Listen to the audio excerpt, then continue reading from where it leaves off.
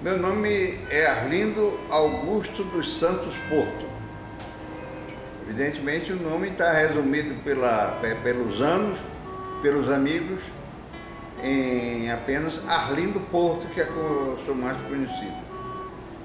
O nome do meu pai era Haroldo Augusto dos Santos Porto e minha mãe Inácia Porto da Conceição. Nasci na Avenida Nhamundá, nas imediações da residência do José Aristeu de Almeida Guimarães, e pessoa muito conhecida e relacionada em Manaus, que fez de mim seu afilhado. Graças a esse patronato paternal desse padrinho, eu fiz todos os meus estudos e tive todo o amparo necessário para poder chegar ao estado que eu cheguei, graças a esse homem que era meu pai adotivo. Eu casei em 1952 com uma das irmãs do Gilberto Mestrinho, a Guilhermina, e que me deu 5 filhos, até vir a falecer em 1970, e deixando, portanto, viúvo. Anos depois, eu uni minha vida sentimental à da Guimar, que foi minha companheira durante alguns anos, até que eu me casei com ela também. Hoje eu sou casado, em segunda núpcias, com Dagmar, que me deu 3 filhos. Eu tenho, portanto, 8 filhos e 14 netos. Eu estudei no grupo escolar Antônio Bittencourt, que funcionava onde hoje, por uma coincidência muito feliz da minha vida, hoje é a sede consagrada e definitiva do Sindicato dos Jornalistas do Amazonas. O secundário foi feito a partir de 1941 no Colégio Estadual do Amazonas, que naquele tempo ainda se chamava Ginásio Amazonense Pedro II. Naquele tempo não eram muitos os estudantes, a quantidade de estudantes que se dedicavam a essas atividades era relativamente pequena. Isso fazia com que os que se dedicavam a elas se destacassem até na própria opinião pública. Da minha turma, entrada no Colégio Estadual nesse fevereiro de 1941, faziam parte o Gilberto Mestrinho, o Felipe Dal, o Ramiro Silveira, o Hélio Gomes, enfim, uma turma de alguns amigos que já partiram para o além e outros que foram embora para o Rio de Janeiro, onde residem, e igualmente em São Paulo. Então, naquele tempo, nós tivemos nesse período a guerra do Brasil sendo acossado, os submarinos afundando os navios mercantes nacionais que demandavam uma nave ou saíam daqui com outro destino, afundando, e o Brasil precisava ser acicatado o governo pela população. E nós então entramos na guerra, na luta pela participação do Brasil na guerra contra a Alemanha, em função do afundamento, em função da ação até, segundo diziam, da espionagem do eixo na nossa região aqui. E, consequentemente, fomos associando as nossas atividades estudantis em outras lutas populares, como a campanha do Petróleo é Nosso, que originou a Petrobras, a campanha contra a entrega dos minerais radioativos aos estrangeiros, que estava sendo demandado fortemente junto aos poderes públicos do Brasil. Enfim, a nossa participação era uma participação populista, política e voltada sempre, na nossa concepção de jovens daquela época, voltada para os interesses nacionais. Nunca praticamos nenhum tipo de atividade que, no nosso entender, fosse prejudicial ou que pudesse sabotar os interesses do Brasil e do Amazonas.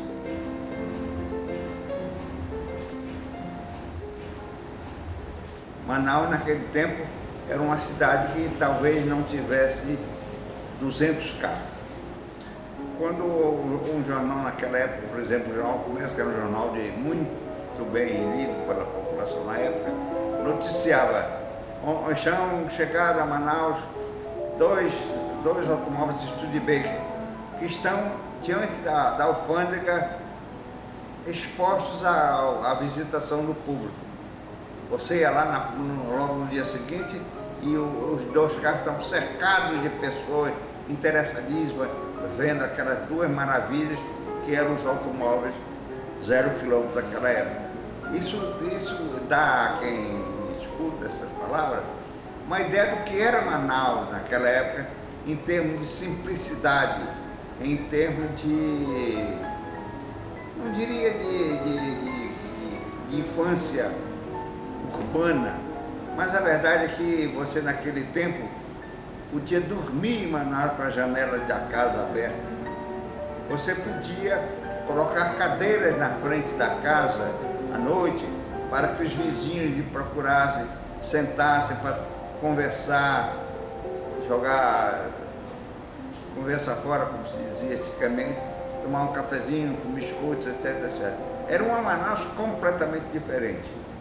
Basta que diga a vocês que certa ocasião, imaginando talvez pela sua experiência o desenvolvimento não para a bondade, mas talvez para uma situação ruim da cidade, o finado Genésio Braga me disse a seguinte frase: Arlindo, chegará um dia em que os homens de bem nesta cidade viverão por trás das grades e os bandidos e cafajestes andando sozinhos livremente pelas ruas. Hoje em dia, qual a casa que se preza que não tem grade nas janelas e nas portas? Então, o Genésio Braga tinha razão quando fez aquela afirmativa.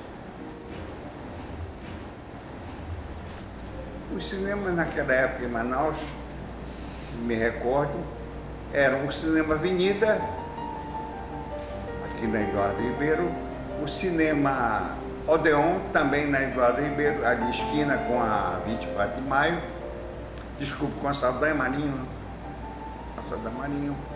era o Cinema Puritiama, lá na Getúlio Vargas, o Cinema Guarani, igualmente na Getúlio Vargas, o Cine Manaus, que ficava ali dentro da área do Colégio Salesiano, e o Cinema Popular, que funcionava lá no Alto do Nazaré, que tem para mim uma grande recordação, porque era ali que eu conseguia, com a ajuda dos bons amigos funcionários, entrar de graça para ver os filmes. O filme da minha infância inesquecível era absolutamente necessário toda Semana Santa assistir um filme chamado Vida e Morte do Nosso Senhor Jesus Cristo. Eu morava lá perto do Cinema Popular, um comerciante português, radicado há muitos anos em Manaus, o Saraiva, que ele só ia ao cinema praticamente uma vez por ano e assistia o filme Paixão de Cristo. E ele se emocionava de tal forma que quando começava aquelas cenas terríveis, cinema mudo, né? Aquelas cenas tristes do castigo corporal a Jesus Cristo feito pelos fariseus, ele gritava no cinema: não façam isso com nosso Senhor Jesus Cristo, ele não merece. Isso inclusive era um espetáculo adicional, para muitas pessoas iam ao cinema para assistir essa manifestação de sentimento do Saraiva.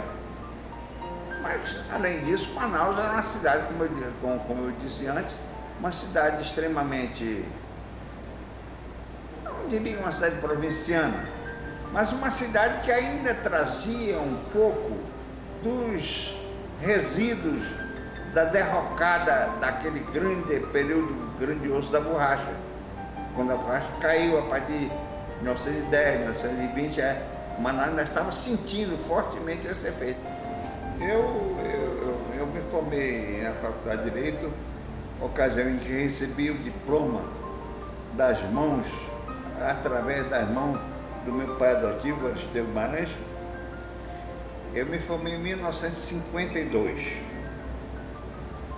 Naquele tempo, a nossa Faculdade de Direito era a única faculdade de ensino superior existente na cidade e funcionava ali na Praça do Remédio, nas imediações da igreja do Remédio, onde hoje ainda continua tendo qualquer coisa lá, mas não creio que, não me parece que funciona mais lá as aulas, parece que já está lá na parte da universidade do Amazonas.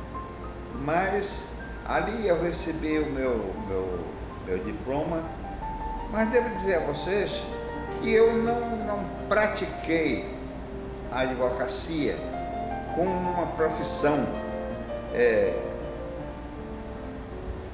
a qual eu me dedicasse, porque naquele tempo eu já era jornalista. Eu já estava dando os meus primeiros passos nessa profissão, pela qual eu sempre fui uma pessoa extremamente apaixonada e dedicada. Então eu não via como misturar a minha condição de jornalista, trabalho de um jornalista numa época em que os jornalistas conviviam com a população, não é, na expressão não é exagerada, viviam no meio da população. Eu não via como conciliar aquela atividade com as atividades forenses. Então, nunca dediquei, embora tenha providenciado o meu ingresso na Ordem dos Advogados, do qual até hoje eu sou licenciado. Quando eu percebi que realmente eu não ia advogar, eu me licenciei. E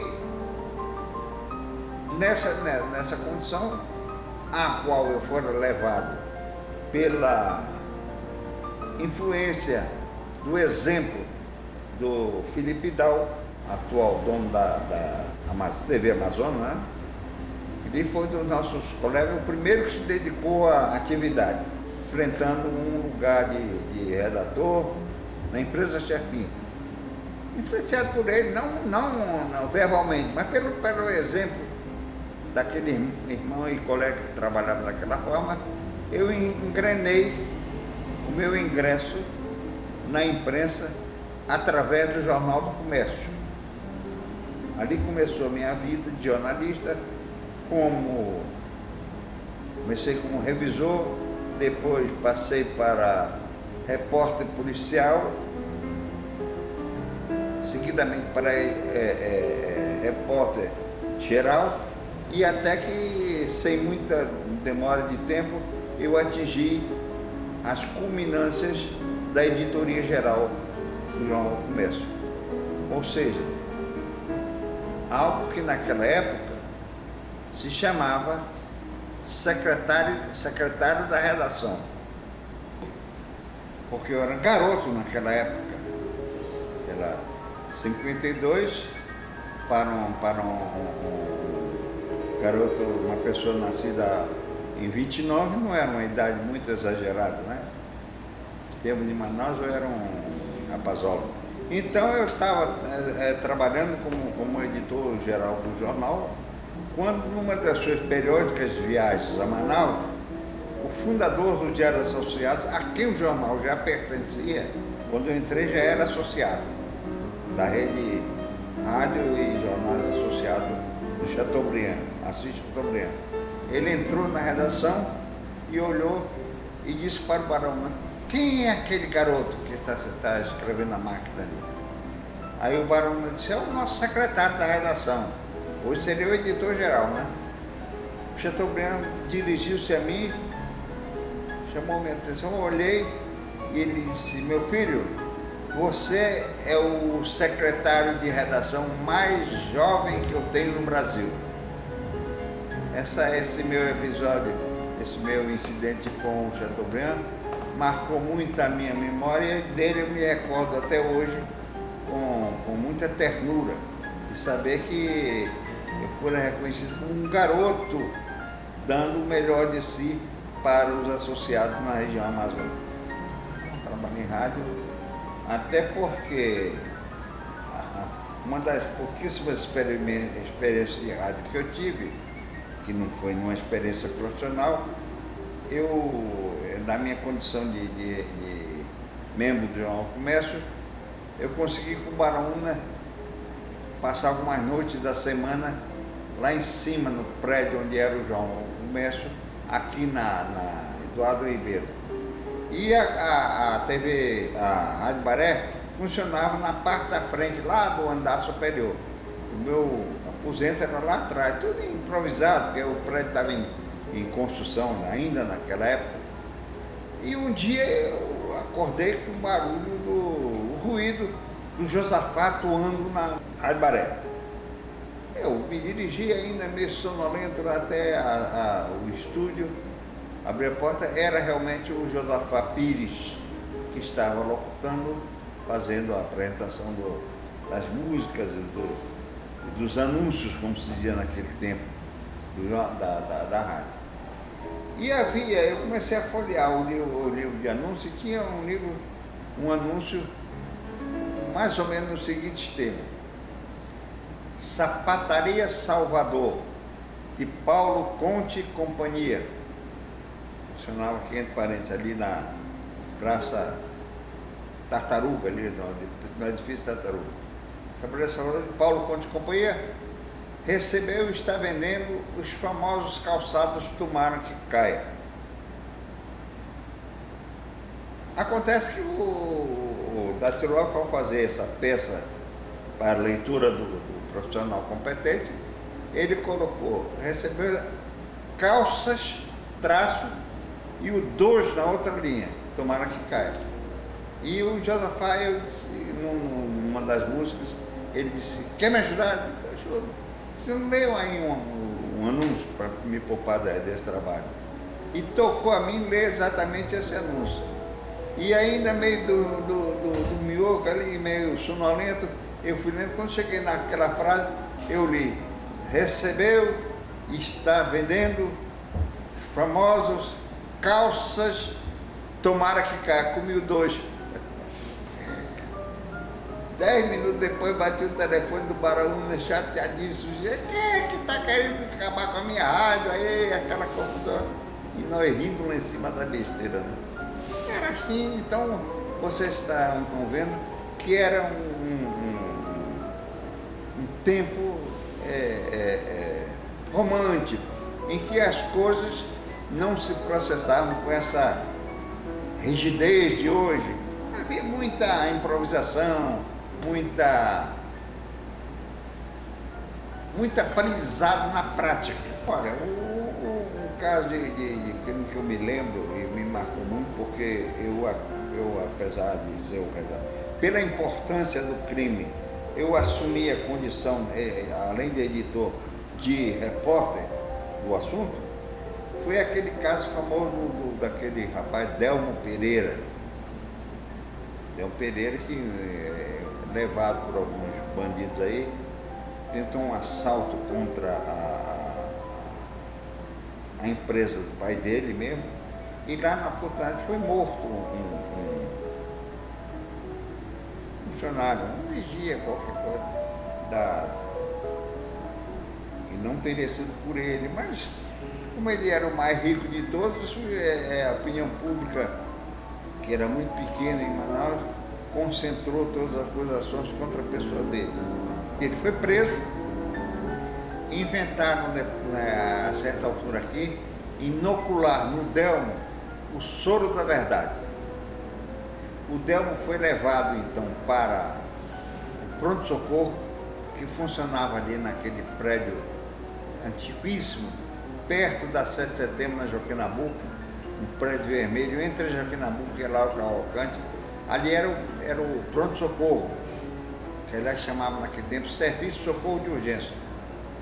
E ali eu estava lá assistindo como repórter, como jornalista, acompanhei de outros colegas de outros jornais, a aplicação do Sul da Verdade. Evidentemente, besteira, porque o Delmo não disse nada, só fez balbuciar alguma coisa, talvez pelo efeito do remédio.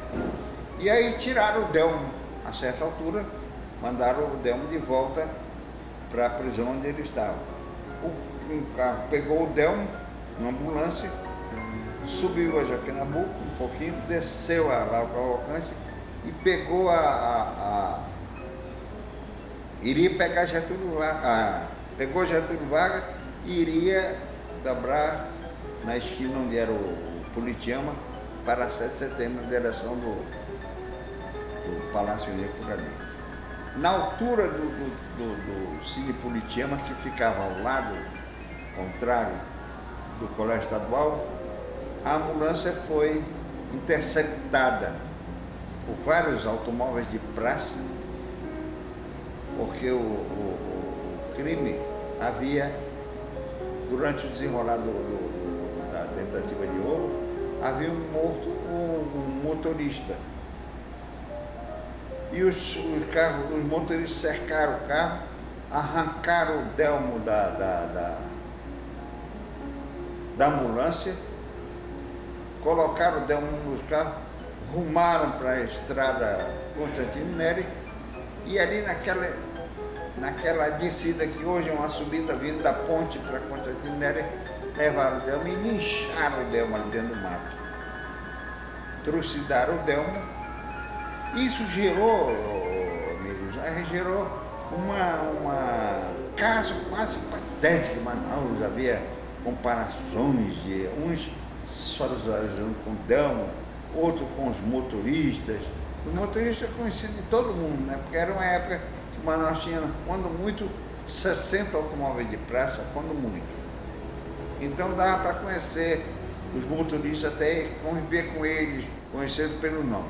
E muitos deles até foram embora daqui, foram presos. Foi um dos casos mais patéticos que eu participei como jornalista, foi esse caso do Delmo Campelo Pereira. Além desse, ocorreram outros crimes, como o dos irmãos Dias ali, uma mercearia que havia do lado da igreja de Nazaré, igreja da Vila Municipal, que foram assassinados. Enfim, coisas que meu coração até não gosta de estar recordando. Mas naquela época tinha o jornal do comércio, e tínhamos também, depois periodicamente iam aparecendo com vida bastante efêmera, jornais como a Gazeta, o Trabalhista, enfim, jornais que não duraram muito, jornais que realmente marcaram sua presença na vida da cidade foram o Jornal do Comércio e o Jornal Diário da Tarde. Nós tínhamos, evidentemente, o Teatro Amazonas, naquele tempo, em enorme decadência, inclusive decadência de conservação, uma herança da derrocada da borracha, que ao Estado começaram a faltar recursos suficientes para manter o Teatro Amazonas com essa beleza que hoje em dia representa na vida cultural do nosso Estado. E havia também o Teatro do Luso, onde as pessoas iam, as pessoas de menor posse, e pequenos teatros cuja lembrança não chegam até a memória do depoente, mas que deixaram sua marca na vida cultural da cidade. Os clubes na época marcantes, na minha infância, o Rio Negro, que funcionava na Rua Barroso, onde mais tarde, anos depois, funcionou a União estudantes do Amazonas, o UEA, Rio Negro. Depois foi que as diretorias que sucederam construíram aquele prédio magnífico que ainda existe até hoje. Havia o Ideal Clube no mesmo local onde está hoje, marcando com suas festas tradicionais de forma significativa os dias do carnaval. E, periodicamente, com muita distância entre uma e outra, havia festas de fundo social, de entretenimento, mas a grande marca desses clubes era realmente as festas de carnaval. As águas vão rolar, garrafa cheia, eu não quero ver sobrar.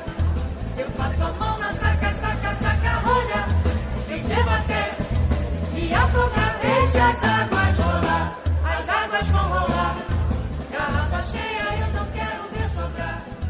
Eu passo a mão. Escrevi muitas crônicas, então eu me especializei em crônicas leves, em que eu falava uma linguagem completamente inusitada para a época, porque eu nominava as coisas com nomes regionais, eu produzia trabalhos de minha própria inspiração e que resultavam numa literatura diferente daquilo que você encontrava nos clássicos, daquilo que você encontrava nos escritores tradicionais. Então, isso aí produziu uma quantidade muito grande de crônicas que eu as tenho guardadas, mas que eu não as publiquei até hoje, porque eu já hoje não teria aquela ressonância que tinha na época. Mas, a certa altura, eu comecei minha vida literária. Após a morte do Álvaro Maia, escrevi um livro. Aliás, não escrevi o livro, eu juntei, como eu gostava de fazer. Eu sempre fui um grande colecionador de recortes, de coisas que eu gosto da imprensa, até hoje eu tenho esse hábito. Eu juntei trabalhos de numerosos amigos que escreveram a respeito, e inclusive trabalhos meus também, fragmentos da vida dele, e lancei o meu primeiro livro, que foi uma polianteia sobre a vida de Álvaro Botelho Maia. Um homem que deixou a marca da sua bondade, era um espiritualista, deixou a presença física de alguém que nunca, ao que eu saiba, nunca moveu qualquer tipo de perseguição contra ninguém, um homem honestíssimo. Conto um episódio para registro desse depoimento, quando ele deixou o poder, já no final da sua existência política, deram-lhe com descendência talvez, um lugar de diretor da Caixa Econômica Federal. Um amigo meu foi visitá-lo e me contou depois. Quando o Álvaro Maia cruzou a perna sobre o joelho, meu amigo que estava em frente olhou a sola do sapato do ex-governador que tanto mandou no Amazonas e pelas mãos de quem passou todo dia, a sola estava furada, parecendo a meia. O que mostra a você a qualidade não só simples, mas honesta de um homem que não teve dinheiro nem para fazer uma coleção de sapatos quando saísse do governo. Depois desse livro de Álvaro Maia, eu fiz um trabalho semelhante, escrevi sobre a vida do etnólogo Nunes Pereira, que é um livro também que muitos amigos pedem, e eu nunca vendi meus livros, porque não fazia livro para vender, fazia livro para que os amigos lessem. Do Nunes Pereira, eu produzi ainda um livro sobre o Bernardo Cabral, retratando trabalhos dele como deputado federal e a sua atividade no parlamento. Eu escrevi um livro de crônicas que eu selecionei trabalhos meus publicados na imprensa e lancei um livro que é um dos livros que eu reputo o maior, onde estão as marcas mais fortes da abordagem na letra, que é O Regatão da Saudade, onde eu cito que aquele livro é como se fosse um regatão daqueles que andavam outrora pelos rios do Amazonas, recolhendo lembranças nas margens e trazendo então para conhecimento dos leitores. Eu escrevi um livro também sobre causos referentes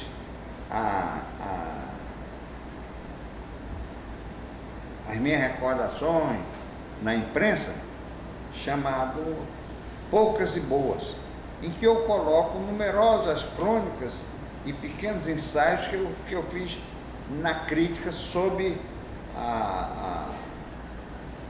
o apoio e a ajuda do Humberto Calderaro.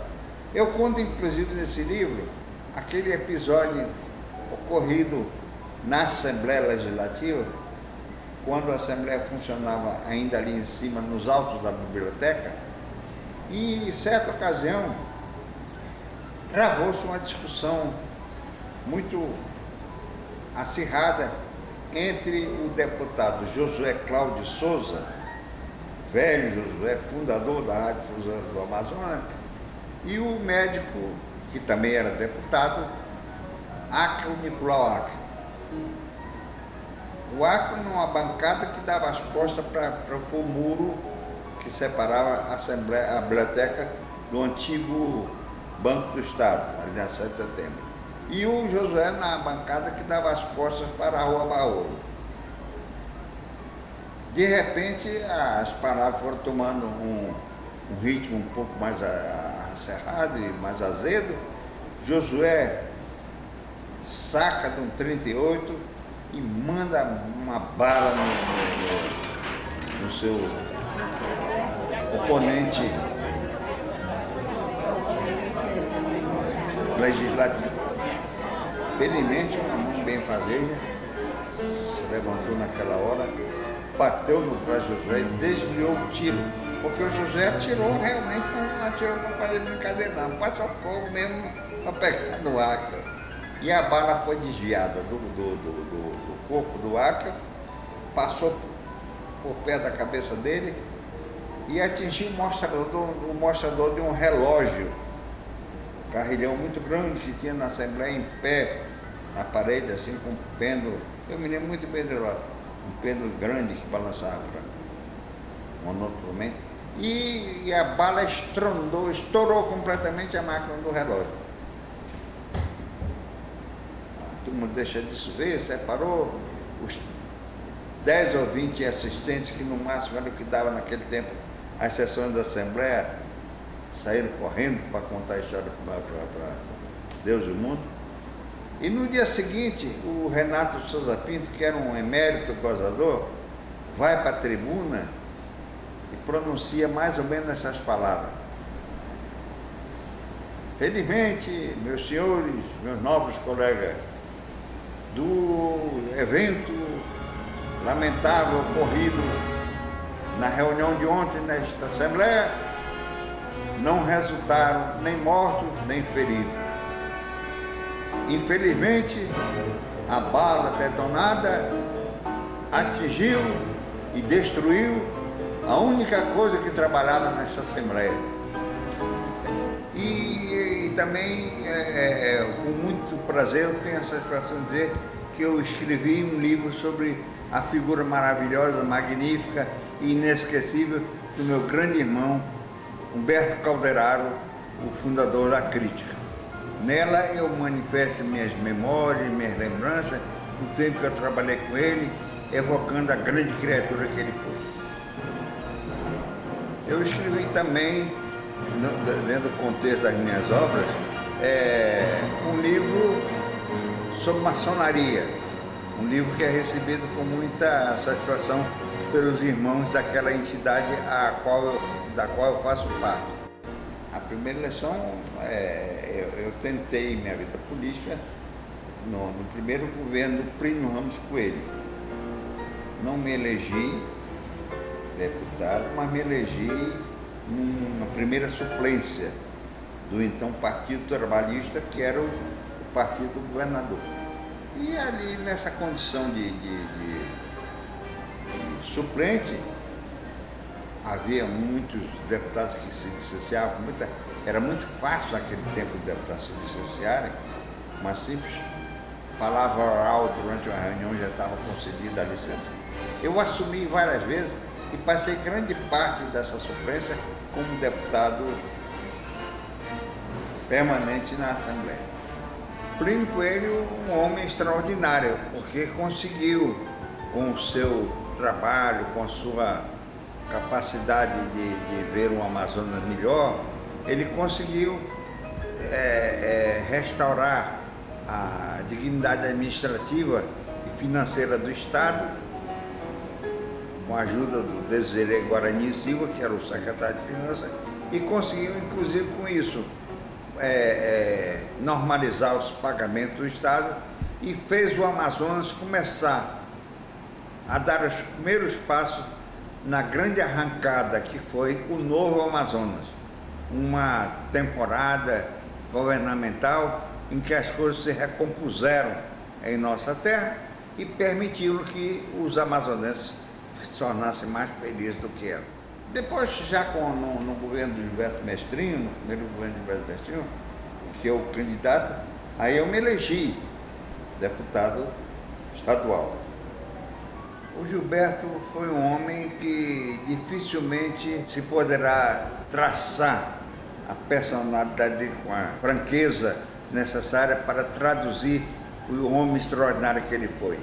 Ainda há pouco, a professora Iraildes, da universidade, lançou um livro a respeito do Gilberto e ela teve, através da pessoa de Luiz Costa, que é outro grande amigo de Gilberto, a iniciativa de me pedir para escrever o prefácio do livro. Eu fiz isso com grande satisfação e naquele trabalho que se junta às numerosas manifestações que ao longo da minha vida eu fiz em derredor do meu antigo cunhado, nesse prefácio eu procuro traçar a importância que esse livro tem para aqueles que desejam conhecer aquela figura extraordinária que foi o grande governador que o Amazonas teve e que hoje chora pelos políticos da época, talvez para fazer média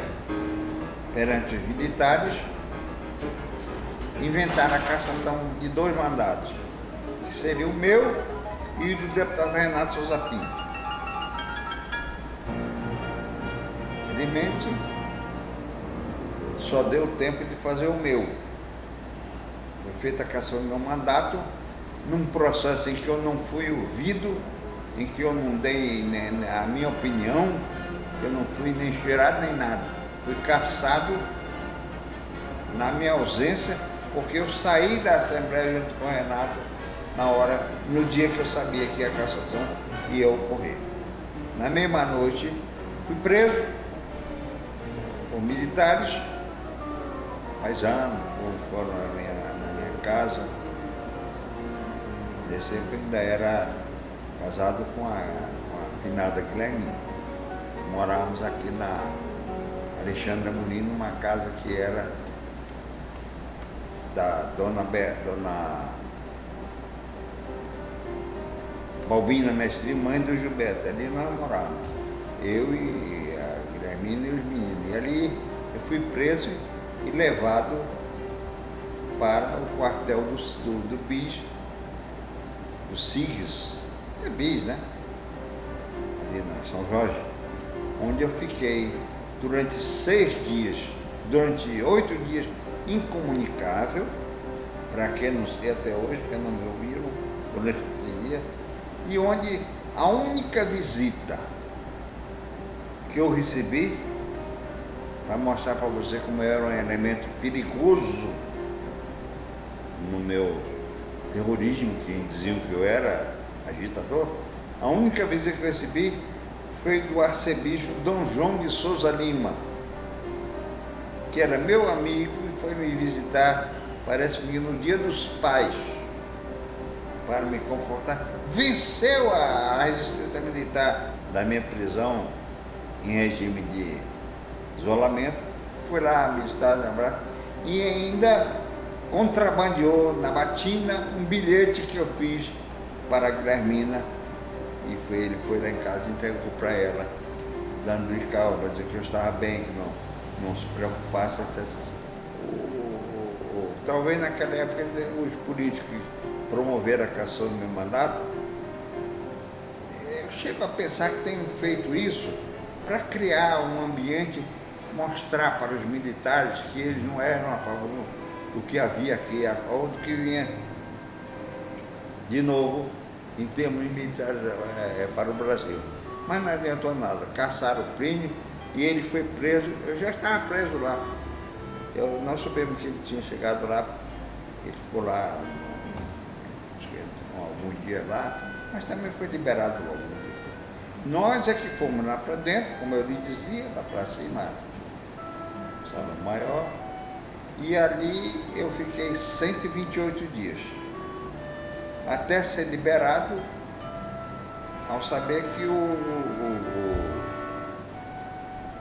Tribunal do Trabalho, como é que chama? Um trabalho militar, auditoria não, outro nome.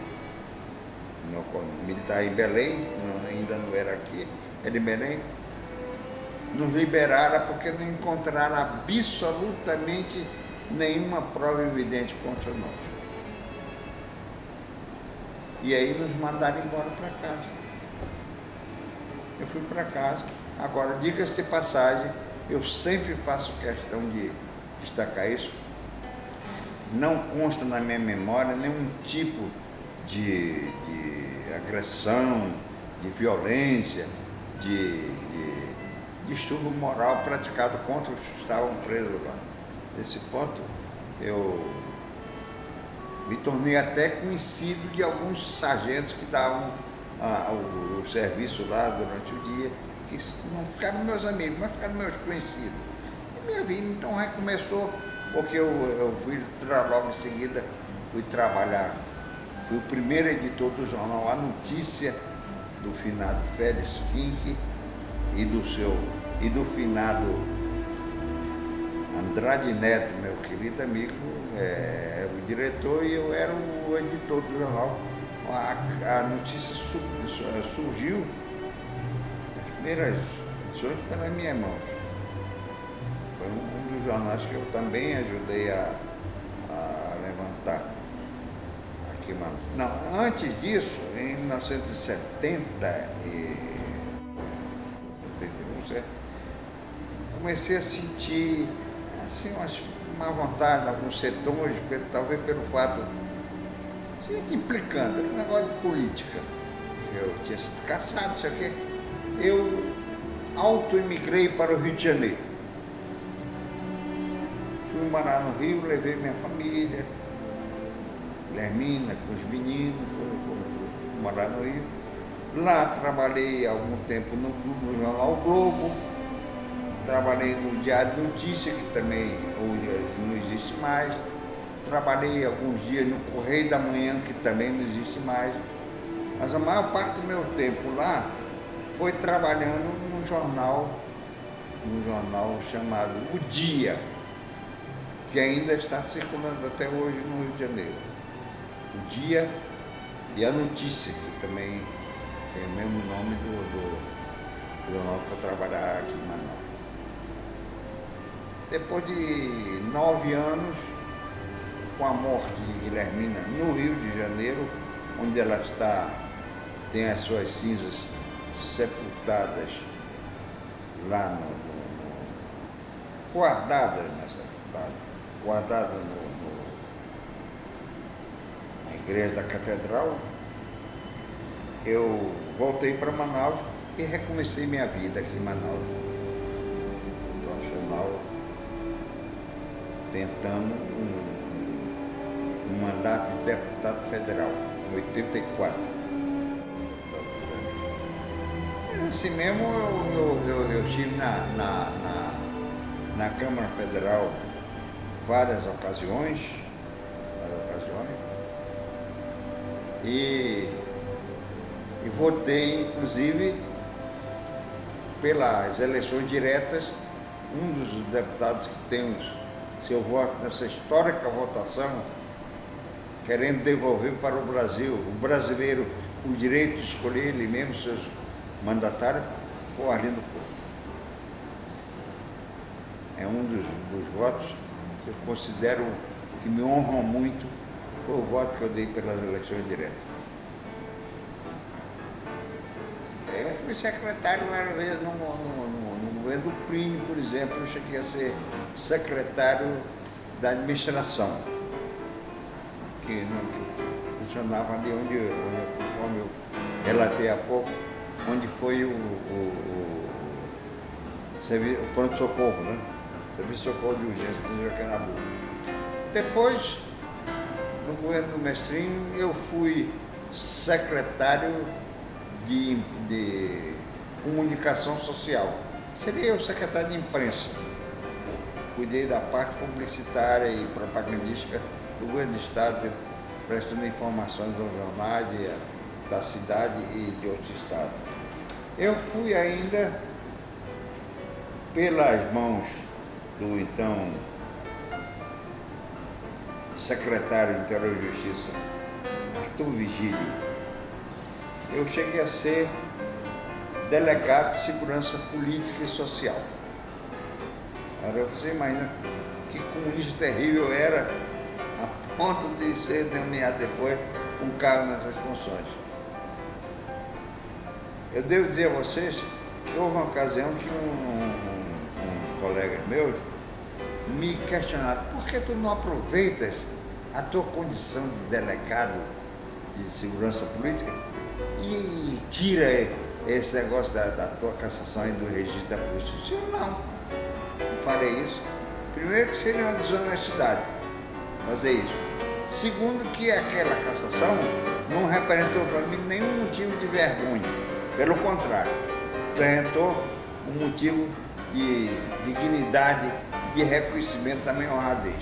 Portanto, se um dia alguém consultar e verificar o que se passou depois, vai ver que eu tinha razão.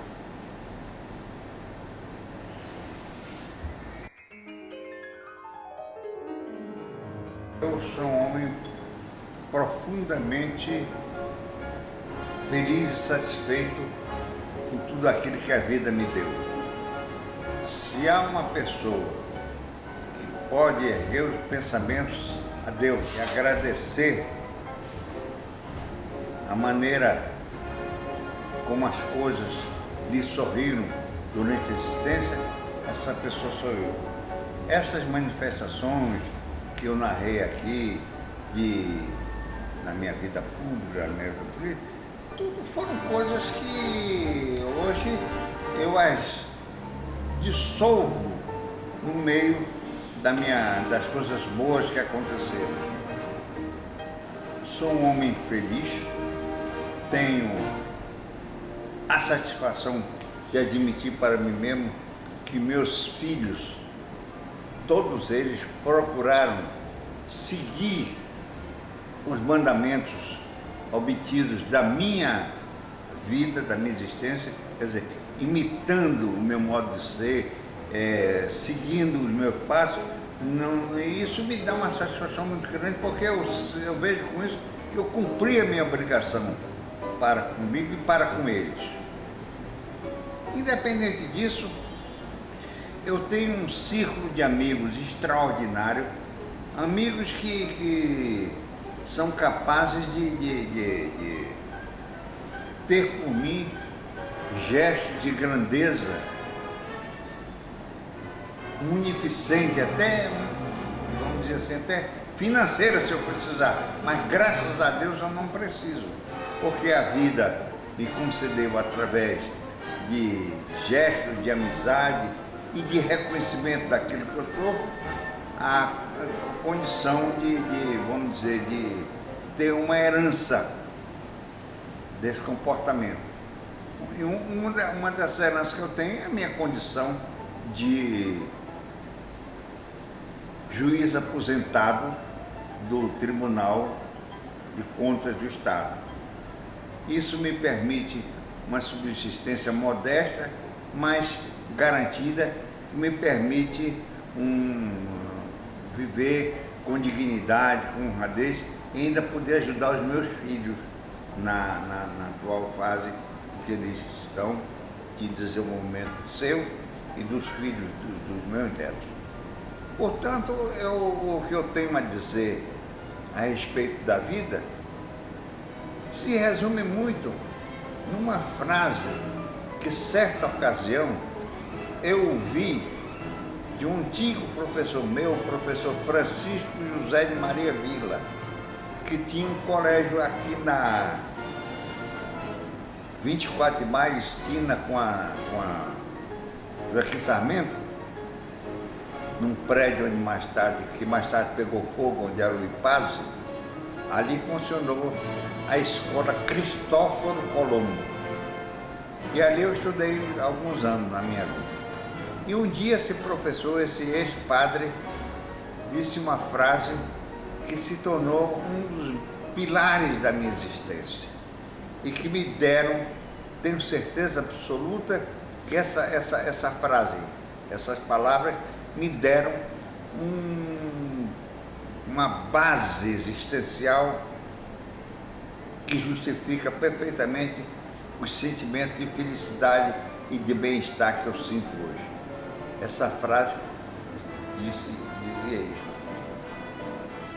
Meus alunos, o ódio é um veneno que antes de atingir o seu objetivo, o seu alvo, já envenenou o coração de quem o sente.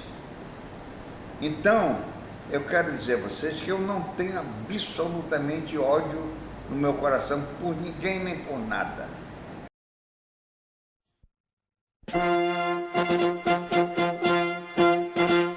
Dos meus sabores, das minhas tristezas, das minhas amarguras daquela época, nem essas pessoas sequer merecem o meu sentimento de vindita, de vingança, de querer, e me lembrar delas com um alto pensamento. Não, já existe assim. Não tenho, não carrego. Pelo contrário, eu carrego no meu coração e faço questão de dizer que isso desejar que seja uma lição de vida para aqueles que me ouvem. Eu carrego no meu coração um sentimento muito grande de amizade pelas pessoas. Quando uma pessoa é minha amiga, pode ficar certo que estará também recebendo de mim manifestações de fraternidade, de amizade, de bem-querer, de confiança, iguais àquelas que eu recebo dela. Isso faz de mim uma pessoa cercada de criaturas maravilhosas que me dão aquilo que eu preciso para viver em paz, com a consciência tranquila, certo de que quando eu partir para o além, para aquela vida que todos nós teremos que seguir um dia, eu só levarei comigo pensamentos bons e um coração cheio de felicidade. Enquanto os seres são desfeitos, não mais direitos sem deveres, não mais deveres sem direitos. Bem unidos passamos nesta luta final. Uma terra. Fui governador em função do fato de que naquele tempo não havia a figura do vice-governador do Estado, como há hoje na Constituição. Naquele tempo, o vice-governador era o presidente da Assembleia. Ora, como eu fui presidente da Assembleia mais de 2 anos, fui 2 vezes presidente da Assembleia, eu tive a oportunidade de assumir em várias ocasiões, em ausência do então governador Gilberto Mestrinho, a condição de primeiro mandatário do Estado. Eu tenho lembrança muito boa dessa época, até porque eu procurava, como sempre procurei na minha vida, ser modesto nas minhas limitações, da minha capacitação. Não mais suor de quem